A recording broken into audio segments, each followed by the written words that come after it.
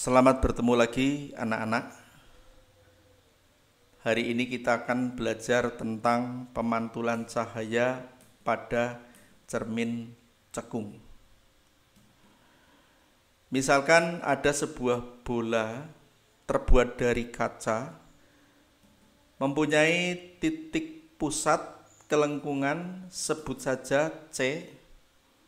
Tentunya jaraknya terhadap kulit bola adalah sebesar jari-jari atau R. Separuh dari jari-jari sebut saja ada titik fokus F. Jaraknya berarti jarak fokus. Kita tulis F kecil. Tentunya F kecil setengah jari-jari. Atau bisa ditulis persamaan jari-jari sama dengan 2 jarak fokus. Apabila bola kaca ini kita cat bagian luarnya menggunakan amalgam perak, kemudian kita potong vertikal, maka dihasilkan sebuah cermin cekung. Kemudian di situ ada titik C dan titik F. Berikutnya, cermin cekung ini apabila dikenai seberkas cahaya, maka semua cahaya akan dipantulkan menuju satu titik, yaitu titik fokus atau titik api. Dikatakan titik api karena titik tersebut nanti menjadi panas. Kemudian, karena mengumpulkan cahaya, maka sifat cermin cekung adalah konvergen. Cermin cekung memiliki titik pusat kelengkungan cermin ada di depan cermin. Maka bisa dikatakan sebagai cermin positif. Artinya jarak fokus F dan jari-jari R nilainya positif. Berikutnya bagian-bagian cermin cekung, kalian bisa lihat di situ ada garis panjang adalah sumbu utama cermin. Kemudian ada titik O, titik vertex, titik F, titik fokus atau titik api, C, titik pusat kelengkungan cermin, ada juga yang menulis dengan huruf M besar, OF jarak fokus, kemudian OC jari-jari kelengkungan cermin. Kemudian di situ ada angka Romawi 1, 2, 3, 4 itu adalah ruang. Jadi ada ruang 1, ruang 2, ruang 3, ruang 4. Ruang 4-nya di belakang cermin. Bisa juga menggunakan angka biasa 1, 2, 3, 4. Berikutnya,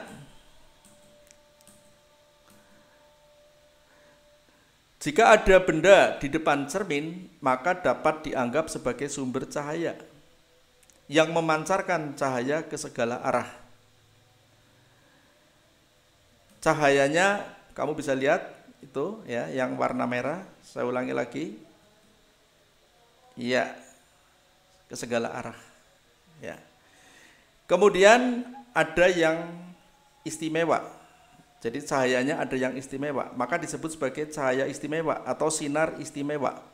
Ini sinar istimewa 1 sejajar sumbu utama, sinar istimewa 2 menuju fokus, dan sinar istimewa 3 dari pusat kelengkungan cermin. Nah, ini kita akan belajar sinar-sinar istimewa pada cermin cekung. Ya. Ada 4 cara untuk mengetahui sifat bayangan. Yang pertama menggunakan sinar istimewa. Yang kedua dengan percobaan di laboratorium atau melihat langsung. Yang ketiga menggunakan rumus atau hitungan. Yang keempat menggunakan metode ruang, khususnya untuk cermin cekung. Ya, jadi kita nanti akan belajar tentang sinar istimewa. Di antaranya adalah untuk mengetahui sifat bayangan. Ya, kita nanti akan belajar sinar istimewa dan juga menggunakan rumus dan metode ruang. Sinar-sinar istimewa pada cermin cekung Yang pertama adalah sinar datang sejajar sumbu utama dipantulkan melalui titik fokus. Kita lihat, nanti ada sinar sejajar sumbu utama, perhatikan betul-betul. Iya, itu dipantulkan menuju fokus. Ini sinar yang pertama. Sinar yang kedua, sinar datang melalui titik fokus dipantulkan sejajar sumbu utama. Perhatikan baik-baik, ada sinar menuju titik fokus. Ya, perhatikan. Nah, itu dipantulkan sejajar sumbu utama. Ini sinar yang kedua. Berikutnya, sinar yang ketiga. Sinar datang melalui titik pusat kelengkungan cermin C, dipantulkan kembali melalui titik pusat kelengkungan cermin. Kembali lagi kita perhatikan sinar merah, ya. Perhatikan betul-betul, ya, itu kemudian dipantulkan kembali menuju ke C. Ya, 3 sinar istimewa kalian telah belajar. Mudah-mudahan paham dengan sinar istimewa pada cermin cekung. Berikutnya pembentukan bayangan oleh cermin cekung. Ya. Ruang 1, ruang 2, ruang 3, ruang 4. Misalnya di depan pada ruang 3 ada sebuah benda. Benda mempunyai tinggi. Tinggi benda kita tulis dengan HO. H itu height, O itu objek. Jaraknya terhadap cermin ditulis SO.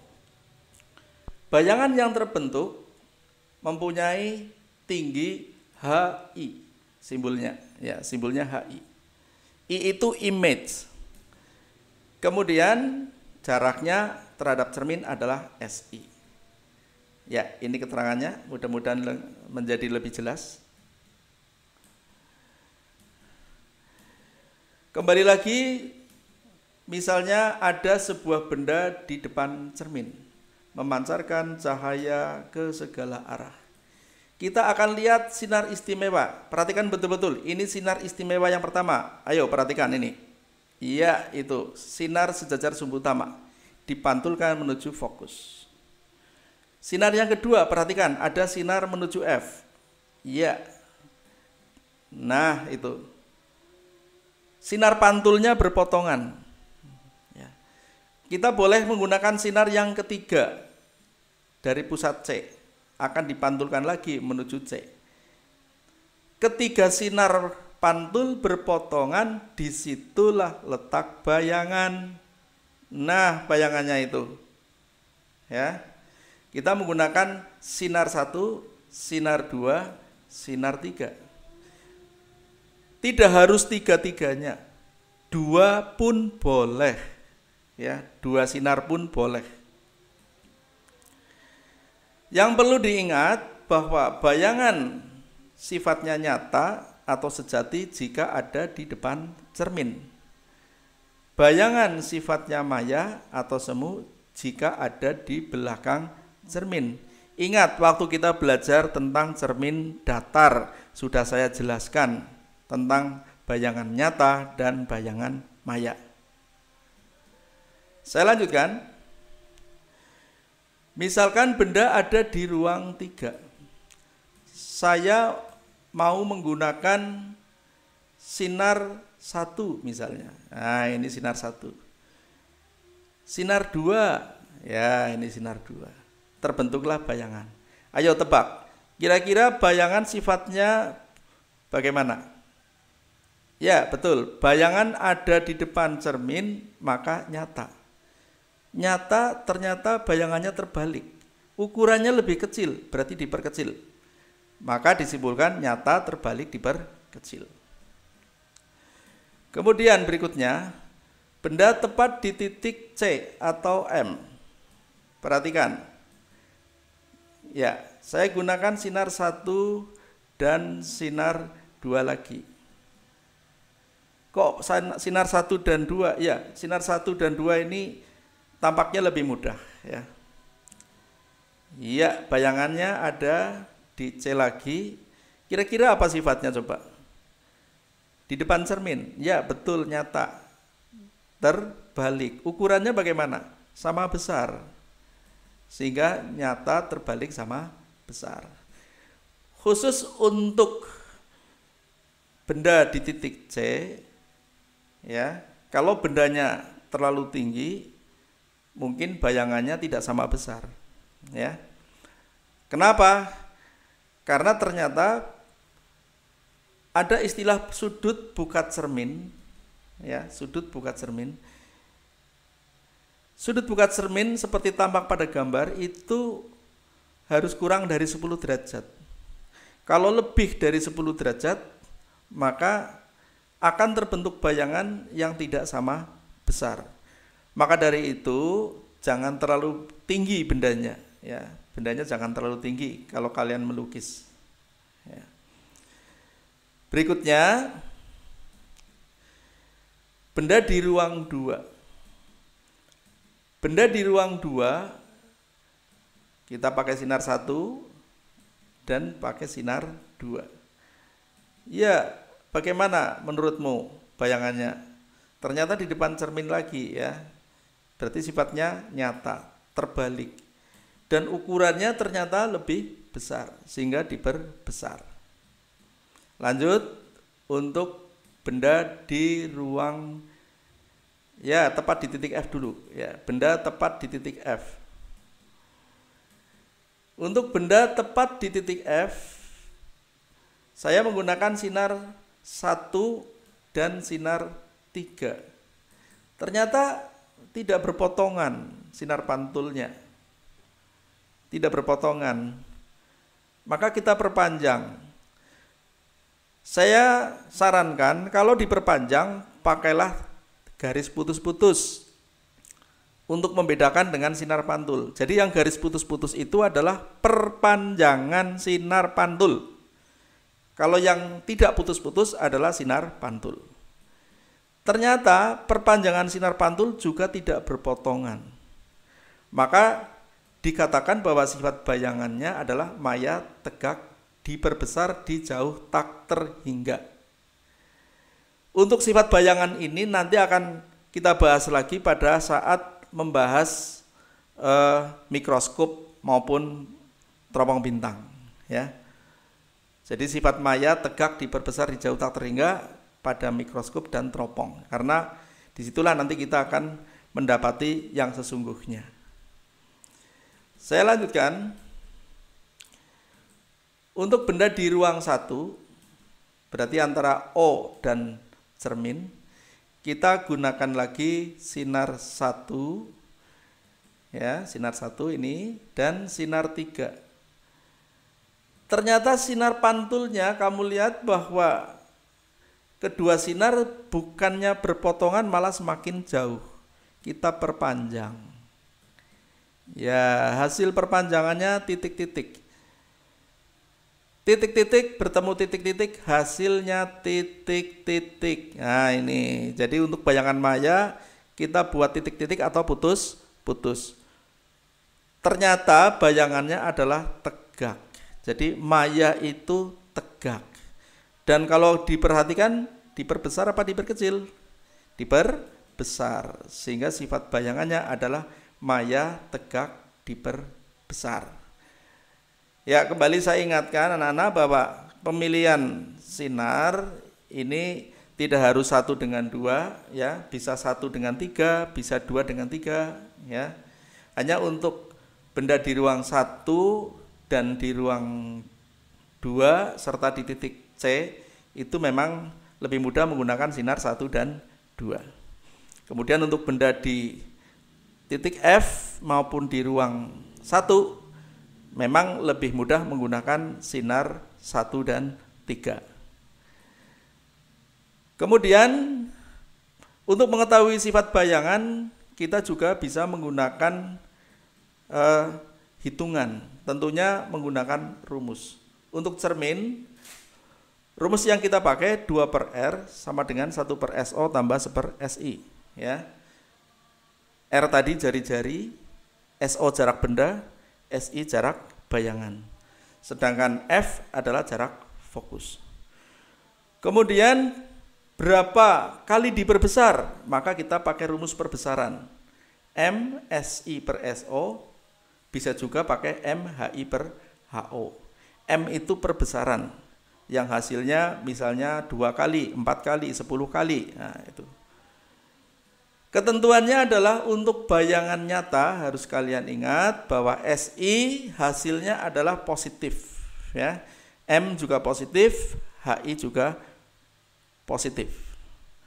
Jadi misalnya ada soal mengatakan bahwa sebuah bayangan berada 20 cm di depan cermin cekung. Bayangan 20 cm di depan cermin cekung. Berarti bayangan nyata. Maka SI-nya ditulis 20 cm. Tapi kalau bayangan 20 cm di belakang cermin, berarti SI-nya nanti min 20. Karena bayangan maya SI-nya negatif. M-nya juga negatif, HI-nya negatif. Ya, ini adalah rumus-rumus untuk hitungan ya. Kemudian untuk mengetahui sifat bayangan kita juga bisa menggunakan metode ruang. Tadi sudah disinggung tentang ruangnya, ya. Ada ruang 1, ruang 2, ruang 3, ya.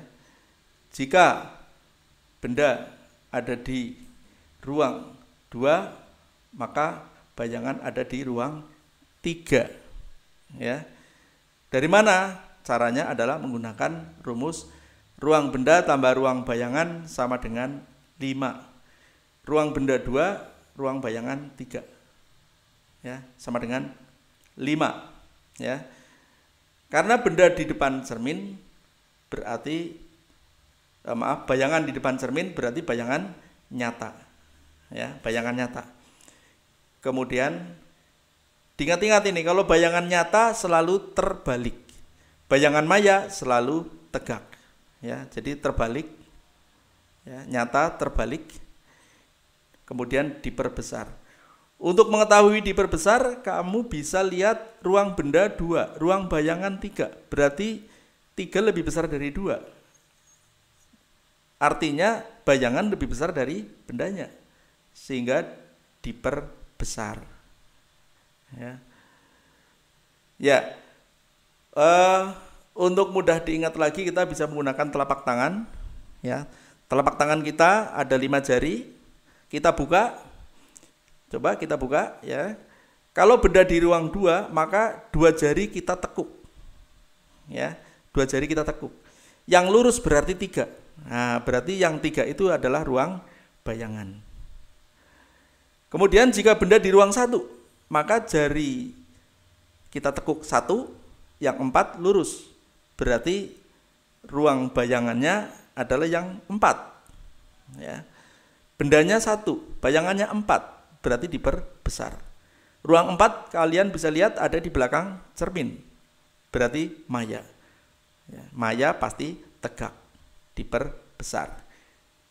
Ya. Kemudian benda di ruang 3.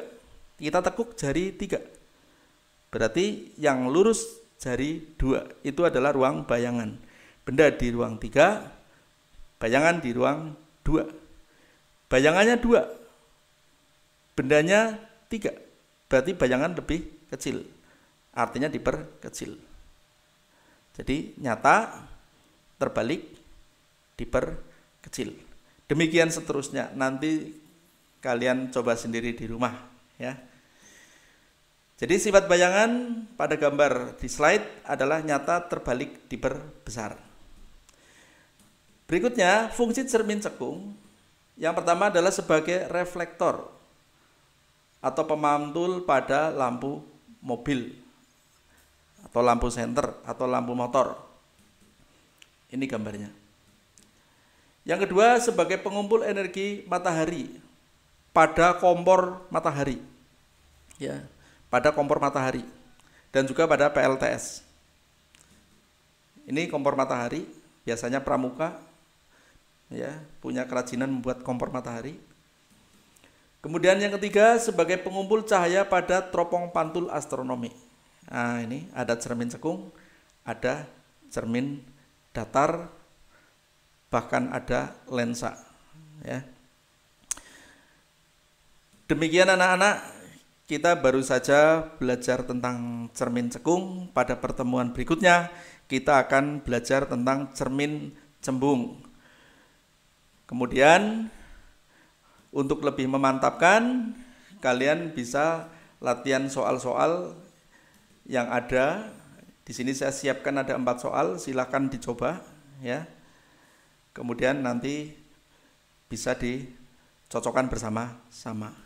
Demikian anak-anak, mudah-mudahan ada manfaatnya. Terima kasih. Kita bertemu lagi pada video berikutnya, yaitu cermin cembung.